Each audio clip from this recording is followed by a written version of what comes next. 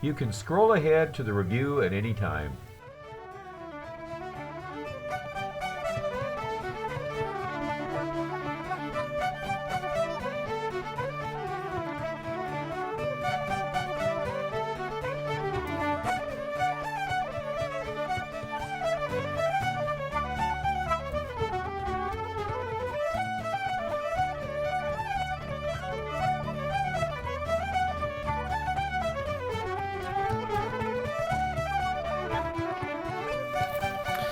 So we're going to show the boom that's going on in Ireland with distilleries. They are building them as fast as they can. Literally, you can't keep track of what's going on. Now, you got to remember that back in the late 60s and early 70s, there was 5 distilleries operating. 3 of those distilleries formed one, Irish Distillers. And then eventually Bushmills joined. The 4th was Bushmills. And it joined, I believe, Tullamore. I think it was still, I'm just trying to remember. It goes back to the 50s, I think. But anyways, looking at it today, now I'm not even looking at every distillery. And this is just Northern Ireland and part of the north part of the Irish Republic there as well. This isn't every distillery. When I populate this, I can repopulate it and we're going to get even more distilleries that it's going to show. So anyways, there it is. I'm just going to make a few notes here of noteworthy distilleries, ones that you should remember. The famous Bushmills. So you can see it right here, the famous Bushmills distillery there. It is the oldest distillery in Britain, one of the oldest distilleries in the world. The United Kingdom, let alone Ireland, 400 years old. They have documentation of the still and they have recorded history of distilling back 400 years. Now, it was operating licensed. It's one of the oldest licensed, as well as Kilbeggan distillery to the south. So, that is just a picture of Northern Ireland. I'm going to repopulate this and show you as we're going to move our way through Ireland to the south and some other noteworthy distilleries. So again, we're not showing every distillery, but it just gives you an idea. If there was just the Irish Distilling Company, and then one other distillery operating. And that would, of course, been the Bow Street, Jameson Bow Street Distillery, which eventually did get moved to Midleton. So it just gives you an idea that you wouldn't be seeing all those red dots. You'd see a couple, and that's it. So this is as of 2022. So anyways, I'm going to just show you some actually one particular distillery that broke the monopoly of the Irish distillers that controlled all the Irish whiskey going out of Ireland.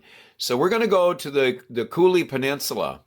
And it's not showing the distillery for some reason. It's not giving me, but it would if I keep repopulating it. But I'll show you where it is. It's called the Cooley Distillery. And it is right here. It is a famous distillery. John Teeling took an old potato, I think it was government-run potato alcohol, industrial alcohol plant, and turned it into added some pot stills with the column stills, and turned it into a very successful distillery. Very smart man. I do give a little bit of a history on him.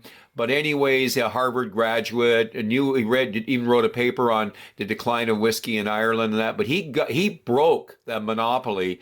It was the first distillery, I think, in 100 years to be up and running. It has actually won a lot of awards in its whiskeys. And of course, that's where the Tyrconnell whiskey brand started. He bought the name, the Tyrconnell name, that has a huge history. So anyways, that is the Cooley Distillery.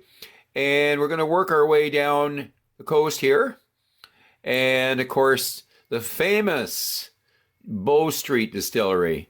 We'll get to that here, and there it is right there. Now that's not operating. That's just a museum.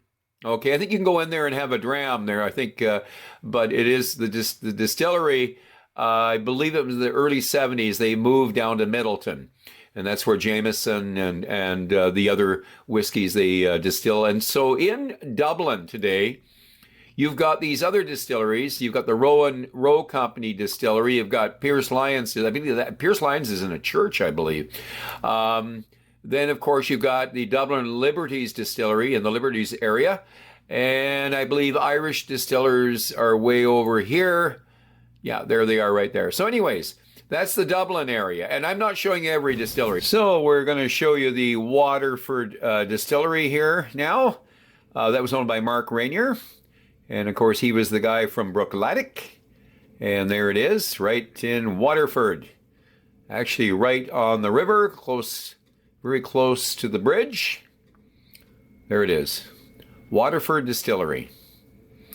Another well-known distillery. Has done very well. It's won a lot of awards with its whiskeys. And we're going to work our way down the coast here. And we're going to find the famous Jameson Midleton Distillery there. And of course, that is west of Cork, and that is where the distilling was moved back in the 70s. They're now actually have a whole new area that they're building that is going to be, I think it's $30-40 million that they're adding on to the older distillery there. So there it is. Jameson, the largest, we call it the Midleton Distillery, where your spot whiskeys, your green spot, your yellow spot, and your red spot is distilled. Your red breast, your 12, your 15 red breasts are distilled. You've got your Midleton whiskeys there as well. So they do a lot of distilling there. As you can see here, we're down in the south end here. We're going below the Midleton Distillery here, and we're going to locate the other well-known distilleries. Won a lot of awards for its whiskeys, and then that's Clonakilty Distillery here. And then as we move right to the tip here, these are distilleries I do not know. There's Berwick Distillery, but the one that is well known is Dingle Distillery here. So Dingle Distillery is quite popular with visitors that are going to Ireland if they're going to see the whiskeys, if they want to look at the distilling. That this is a distillery that is worth seeing. So there it is, Dingle Distillery. Now we're working our way up the coast, and just to show you, there is some West Coast distilleries. I'm not showing them all. There's Buren Distillers here. This one here is called the McKell Distillery. I do not know these distilleries, by the way, so I'm just mentioning them. Up here we have Chell Distillery, the Connacht Distillery, Lowgill Distillery, and so on and so on. But the ones I want to mention here, the more well-known distilleries. So we're looking over here. We have, this is the Tullamore. Remember Tullamore Dew? Definitely the second most popular whiskey in Ireland. And the Kilbeggan Distillery, that is to the north of it. That is the oldest, well, next to Bushmill is the oldest distillery in Ireland. So basically the whole idea behind this was just to show you the boom that's going on. They're literally, these distilleries are going up every year, and it is the fastest growing whiskey area globally at the moment. And by the way, they don't just do the traditional triple distilled Irish whiskeys that do have some grain whiskey in it, like a blended Scotch. They're actually doing a lot of single malts now. That's what Mark Rainier at Waterford focuses on. Tyrconnell, most of the Tyrconnells you're going to drink, they're going to be single malts. These are double distilled, very much the same as Scotch. Similar to some of the lowland whiskies. You get the opportunity.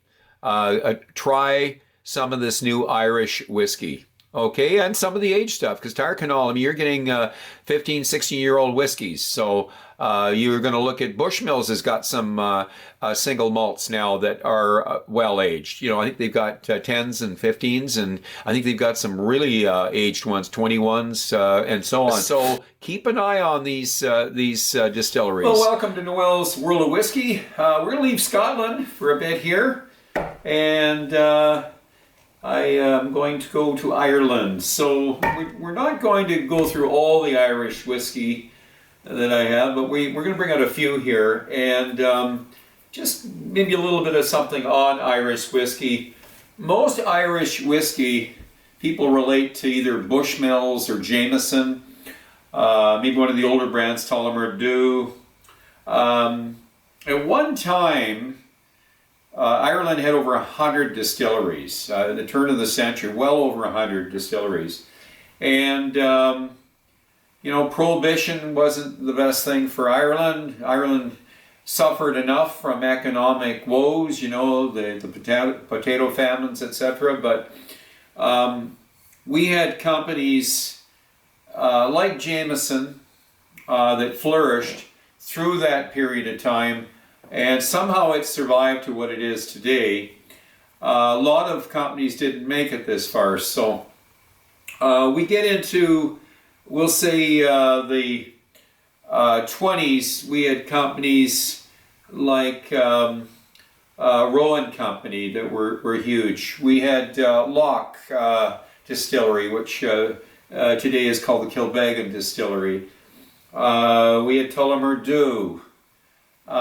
We had, you know, Bushmills. You know, there was so many big names, you know, back then. And by the time we get into the mid-50s, we're down to about 5 distilleries. And for survival, those 5 distilleries, they, you know, 3 of them decide to join as one distillery, and that's Irish Distillers, which today owned, you know, quite a few Irish brands. So, and those companies, of course, were Jameson, and we had Cork Distillers, and we had Powers Distillers. And eventually Bushmills, I think back in 72, somewhere around there, they joined in. So around 66 is when Irish Distillers was formed. And then, of course, by 72, we had Bushmills as part of that company. There's been changes since. But anyways, I'm going to be reviewing this one here, and I'll talk more about Jameson's. But the interesting thing is I drank more Bushmills when I was young, and Old Bush is actually what I drank. And I didn't really have the palate for Jameson's for some reason or other, but I've really gotten fond of this particular whiskey, Black Barrel. It's very highly acclaimed by the critics. Boy, it's sure priced well. It's under $60. And it is a single pot whiskey. I believe this is double distilled. Most Irish whiskey traditionally was triple distilled. That was the difference between Irish and Scottish whiskey. The only exception would be the lowlands, places like Auchentoshan, that is a triple distilled whiskey. But anyways, and that's why I always think of Auchentoshan a lot like an Irish whiskey. But anyways, this isn't triple distilled. This is actually double distilled. So, but it's finished off in Oloroso cask and that, and it's quite a rich whiskey. But anyways, Jameson's, history of Jameson's. Basically, one of the older companies, John Jameson, was in Dublin on Bow Street, famous Bow Street Distillery. And of course it moved, oh golly, I think it was back in the 50s, 60s, 70s, I think it moved. And it moved down to Midleton, north of Cork. And they basically now are even building a bigger part of that distillery. They're modernizing it. They still have the older sections of that distillery. But the really old distillery, of course, is on Bow Street, which is now, it is a tourist area. You can tour that distillery. And basically, I'd say this is the largest of the whiskey production is Jameson in Ireland. So Midleton Distillery also distills yellow spot. Now this was originally a Michelin and Sons whiskey, and of course again bought out by Irish Distillers, and they have green spot, yellow spot, red spot. So I think green spot's about 10 years old, the yellow spot's 12 years, and the red spot is 15. And of course I've got the 15 and I've got the yellow spot. So these are single pot, they're triple distilled. They do have grain, as does the Black Barrel, has a little bit of grain whiskey in it. This is, as I mentioned, triple distilled, more of a traditional Irish whiskey. Very popular in Ireland and also quite popular around the world. So Michelin and Sons were the people that put this blend together, but eventually, because they were using the Jameson Distillery on Bow Street, and eventually that shifted to Midleton, and now Midleton is the producer of yellow spots. So, and the other whiskey, another very popular whiskey, is Redbreast. So Redbreast again, same distillery, Midleton, just north of Cork. This is again a single pot with a little bit of grain in it, finished in Oloroso casks, and 15 years old. Delightful whiskey, very highly acclaimed by the critics. Some claim this is the best Irish whiskey, period. That's all there is to it. So, but each to their own. And I do like this. It's one of my favorites, the 15 Redbreast. By the way, this was a Gilbey's whiskey originally. Gilbey was a wine and whiskey merchant, and he would have this distilled at the Jameson Distillery on Bow Street in Dublin. And it was always a bit of a challenge because it wasn't his distillery, and this was his blend.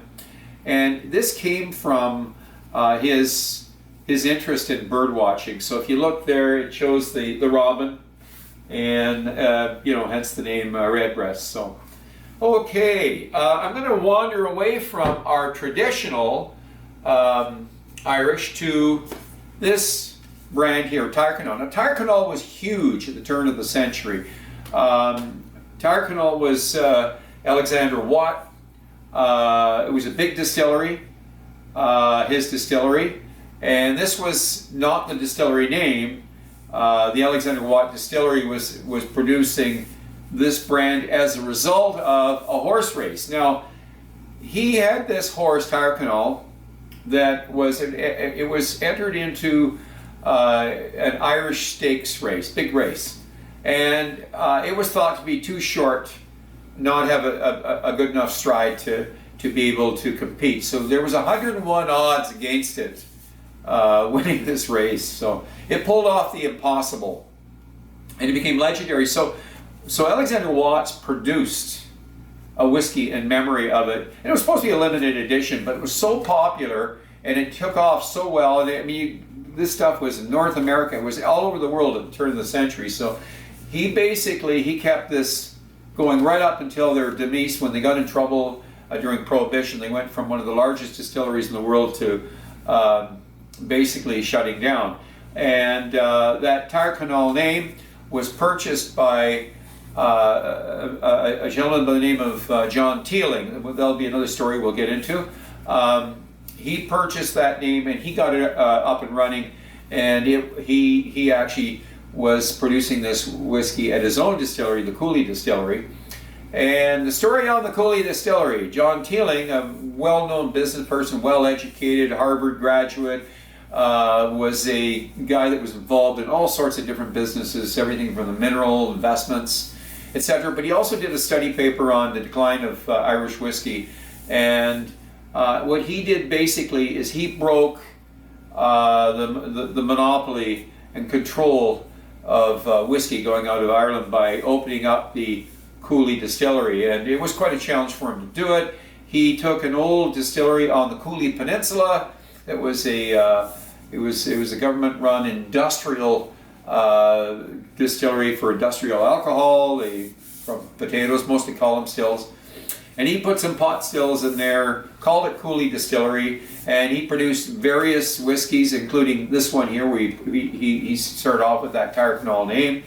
And he won a lot of awards for his whiskeys, became quite famous, not just in Ireland, but throughout the world because of his whiskies that were winning awards. Basically, today we're seeing a boom in the fastest and biggest boom and growth of whiskey companies in the world is in Ireland right now. So I've been reading a lot on how many different distilleries. When I look on the map and I look at all these distilleries, there's supposedly over 40 distilleries now up and running in Ireland. And you look back to the mid-50s into the 60s, and we had 5 distilleries that were basically, and 3 of them were amalgamated into one. And so, you have the Bushmills Distillery to the very north, the northern tip of Ireland. You have the Cooley Distillery. It's on the Cooley Peninsula. You have the Kilbeggan Distillery. It's more to the west of Dublin. And of course, in Dublin itself, you've got, I believe it's Rowan Company, as well as the Teeling Distillery, I think Liberties as well. If you head south, you have the Midleton Distillery, of course, the largest, and that's where Jameson's now is being distilled, plus Redbreast and Yellow Spot and various other name brands. And then you've got south of that, we have Waterford Distillery, and that, of course, was Mark Rainier. He was part of the Brookladdick revival with Jim McEwen. If you ever see the movie Water of Life, you will see the interesting personality, wine expert, huge wine knowledge, plus his whiskey knowledge, a lot of what he picked up off of Jim McEwen from the Bowmore Distillery, and they revived Brookladdick. And of course, when they sold out, Brookladdick sold out, there was a bit of a disagreement whether to sell or not, and Mark Rainier had his heart in the distillery, wasn't ready to sell. They got a huge sum of money for it. They made a lot of money, but they were running on shoestrings most of the time. They were building that distillery up. So for most of the investors there, it was a relief. But for him, he was still into it, and as a result, because of his being on the other side of the fence, he was asked to leave. So he started up Waterford in Ireland, and he believes very much in terroir, which is, of course, the earth, how it affects growth of barleys and plants and vineyards, etc. That's very big in the wine industry. And he chose the Waterford area because they supposedly has the best barley in Great Britain. And so you head south of Mark Rainier's distillery, Waterford Distillery there, and you get down toward Dingle Distillery. It goes on and on. There's just so many. If you get a chance, get on the Irish train there and start looking at some Irish whiskies, because they're going to be the big thing in the future, and they're affordable. The Irish know how to make whiskey. They've been doing it as long as the Scottish. So Bushmills is supposedly the oldest distillery in the world. They have documentation 400 years ago as a distillery, and Kilbeggan is one of the oldest distilleries, or we'll say John Locke's distillery is one of the oldest as well. So just the history of Irish whiskey, they have as colorful a history as the Scottish. It's just it was destroyed, during Prohibition. It all but disappeared. It was just the luck of the draw that the Scottish had certain things happen one direction, the Irish had them go another direction, and as a result, the Scottish have flourished today, and now the Irish are catching up pretty fast. So, anyways, one more Tyrconnell I was going to show you. You saw this was an Oloroso and a Muscatel finish, and that was a 16 years old. It's a single malt, and then here we have a 15-year-old, which is a Madeira finish. So, anyways, we're going to be doing reviews on all of these whiskeys, and I will get the Bushmill reviewed as well. So that's enough. We'll get into the review. So thanks again for coming, and we will start with our our Black Barrel, or Jameson Black Barrel. Well, welcome to Noel's World of Whiskey, And we've been playing around a bit with the Irish whiskies here. Basically what we're trying to do is introduce you to some quality whiskies that I feel are going to be very competitive with the Scottish and of course Canadian whiskies and American whiskies, the bourbons and our Canadian ryes, and of course the Scotch whiskies. I've done a red breast, a 15, and I'm going to go through a few here. This one here, I felt I had to do it. It's become, I've sort of gotten fond of this whiskey. It's not an expensive whiskey, and it's a Jameson Black Barrel. And in the previous review I did with red breast, I think I said triple distilled. My understanding, this is double distilled. It's not triple distilled like a red breast or a yellow spot or a Bushmill. So anyways, this is quite interesting because it is similar to the red breast. Of course, it's finished in American bourbon casks, and I believe the red breast was toasted cask. I believe these are charred, and then I believe it is finished off in Oloroso and probably a Menace sherry cask. So anyways, that's my correction. It's double distilled, it's not triple distilled, and we're going to get right into it. So affordable, I'm trying to remember what this is. I think it's under 60 bucks, so it's great when you can find a whiskey you really like under $60. So now there is a mix of whiskeys in here, and I hear some of them are quite old. But we're not getting any. I've gotten most of this online, so my understanding is there's some older whiskeys in this, and there is some younger whiskeys. So, but it's quite a hit. I've talked to a lot of people that really like this stuff.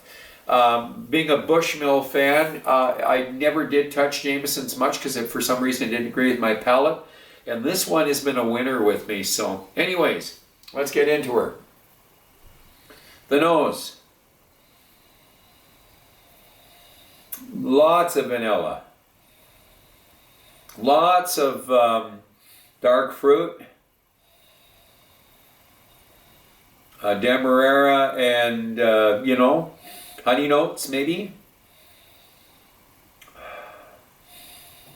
The dark fruits, I would say even we're getting some of our, we'll call it ripe fruits. Cherries, ripe cherries. Maraschino cherries. Oh, I used this a while back. I'm going to use it again. Shortbread cookies. Shortbread. Very rich nose. Wow. Take my nose away from it. Give you a few details on this. I believe this is bottled at 40%. So the red breast was 46, but I don't mind this at 40%. Some people will shoot me for saying that, but for somebody that can drink a cask strength and then I can bounce down to a 40. There was a time when we couldn't get a cask strength whiskey. When I was younger drinking blended whiskeys, most of our whiskeys were 40%. So I accepted it. I didn't fight it. You get what you get. Now we have such a huge variety. You got cask strength, you got 46, you got the 43s, you got the 40s. So. Oh, so rich. But now we're getting more of the fruits. Pears. Papaya. Oh, we've got some pineapple. Oh, pineapple pizza. Because there's some spicy stuff going on here. Imagine a pizza sauce. Okay, the palate. Sláinte.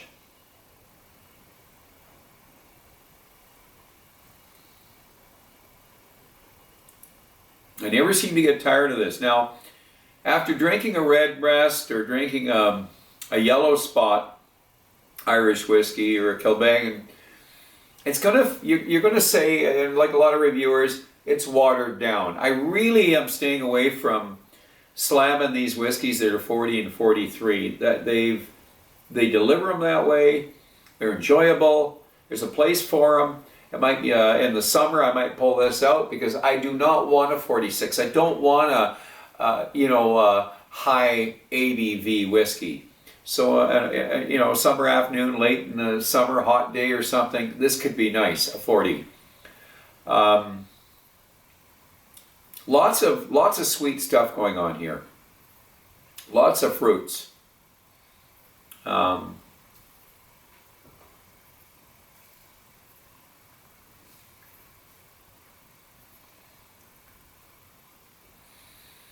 So this is again Irish pot still whiskey, and it's small batch is what it is, and there is grain in this whiskey, but it's a small percentage.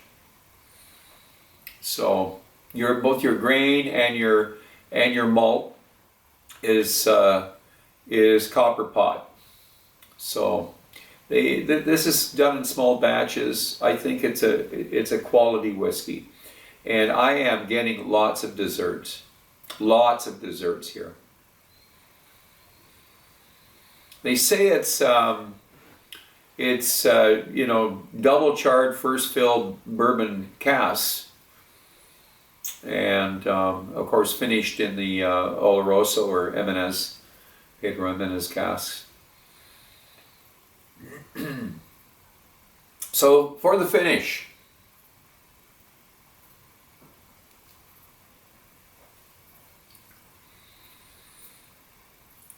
so I don't expect a really long finish on this, but I see legs on my glass. So for a 40 to see legs on your glass, that's amazing. So this is a thick 40 is what I'm going to say. It's probably one of the thickest 40s I have ever had. Most 40s are pretty watery. I won't see legs like this on a glass. So there's a lot of body for 40 ABV. I think Jameson knew what they were doing when they made this stuff. Some people say, the reason it's 40 ABV is they're making a pile of money. Paid less than $60 for this bottle. And all I'm concerned about is, how does it taste? How is it on my palate?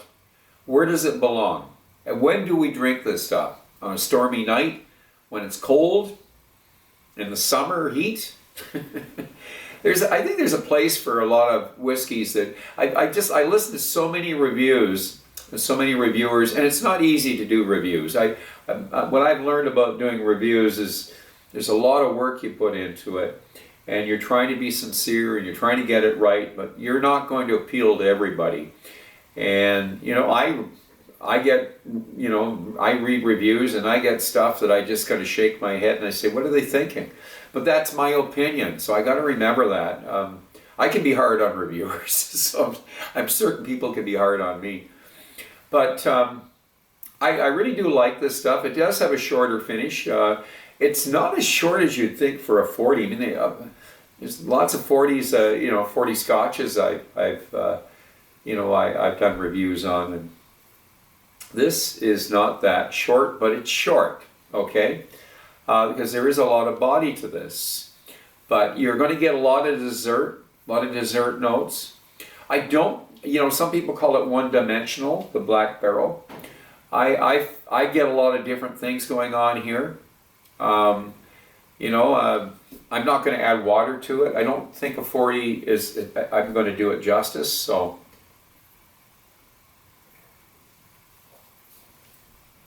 I got wood.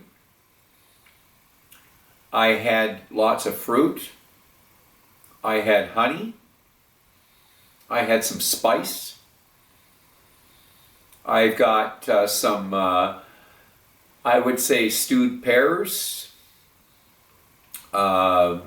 stewed prunes, raisins,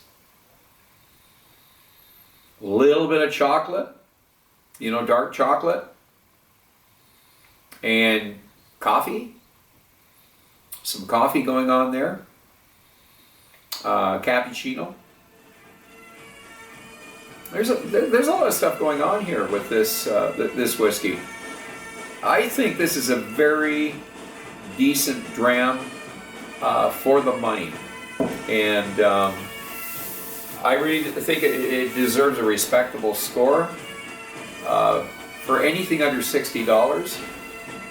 You know, I'm going to say that this is definitely an 84. That's what I'm going to give it, is an 84. There's very few 40s that I would do that, especially under $60, that I'd give it an 84. But I really like this stuff. I would definitely want a bottle of this in my wheelhouse. Anybody that wants to get into Irish whiskey, if you want to start getting into the Irish whiskies, I recommend get yourself a Black Barrel. And then the other one I would recommend is Black Bush. You know, the Bushmills Black Bush. So, anyways, that's it for now. I'm going to ask you to drink wisely and drink intelligently, and do not drink and drive. And until the next time, so much.